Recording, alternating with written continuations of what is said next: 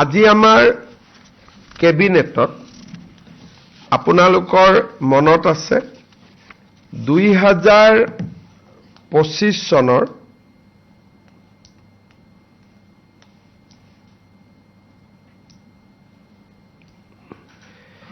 যিমান দূৰ মোৰ মনত পৰে 2025 চনৰ 13 জানুৱাৰী তাৰিখে আমাৰ সংগীতানুষ্ঠান প্ৰদৰ্শন কৰি থাকোঁতে ৰাজীৱ শদিয়াৰ মৃত্যু হৈছিল।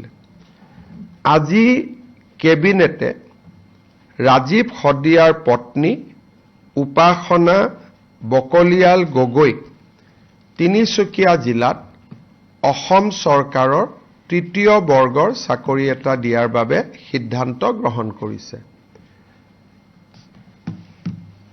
অৰ্থাৎ ৰাজীৱ শদিয়াৰ সংগীত জগতৰ প্ৰতি থকা অৱদানক স্বীকৃতি প্ৰদান কৰি ৰাজ্য চৰকাৰে তেওঁৰ পত্নীক এটা গ্ৰেড 3 পোষ্ট দিবৰ বাবে সিদ্ধান্ত গ্ৰহণ কৰিছে। আমি যিমান পাৰোঁ চেষ্টা কৰিম যাতে মডেল কোড অফ কণ্ডাক্টৰ আগতে যাতে এপইণ্টমেণ্টটো দিব পাৰোঁ। আজি কেবিনেটে তাত মঞ্জুৰি প্ৰদান কৰিছে।